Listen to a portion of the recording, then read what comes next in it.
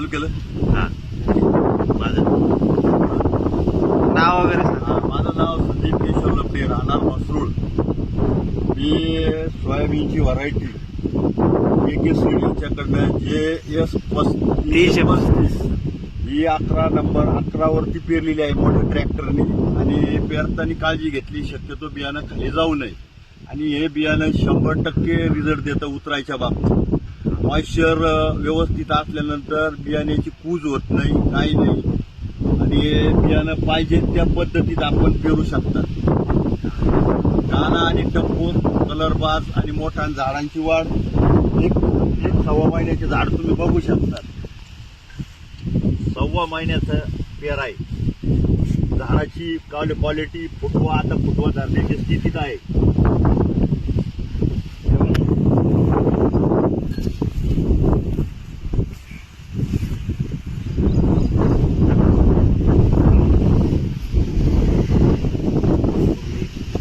हे जवळजवळ 3.5 ते 4 एकर वरती पेरा केलेला आहे. याचा माझ्या बाबतीत समाधानी काय वाटतं, म्हणजे तुम्हाला काय वाटतं इतर इथून मागे पेरणीच्या वेळेस ते पीक उजायचं, वर व्हायची. आपण म्हणतो पीक टाकणे उतरत का नाही, तो प्रॉब्लेम या बियाण्याला बिलकुल नाही. बर. आणि इथून मागे जे काही तुम्ही इतर कंपन्यांचे वाण तुम्ही केलेले असतील त्या वाणामध्ये आणि ह्या वाणामध्ये भरपूर प्रमाणात. कारण जी पेरणीच्या वेळेस मेन बियाणं असतं, बियाण्यात जर दोष असला शेतकरी तिथंच घाट्यात. बरोबर. त्या घाट्यापासून आम्ही यावर्षी वाचलो. हो. आणि सोयाबीन जर पातळ पडली किंवा उतरून जी मर होती ती मर सुद्धा याच्यात नाही. उतरल्यानंतर 1.5 ते 2 इंच सोयाबीन वर आल्यानंतर जी मर होती मुळीची ती पण या बियाण्यात नाही. म्हणजे बियाणं तुम्हाला एकदम खात्रीशीर मिळालेलं आहे. आम्हाला केटी सेटचं बियाणं अतिउत्तम केदार साहेबांनी आम्हाला दिलंय.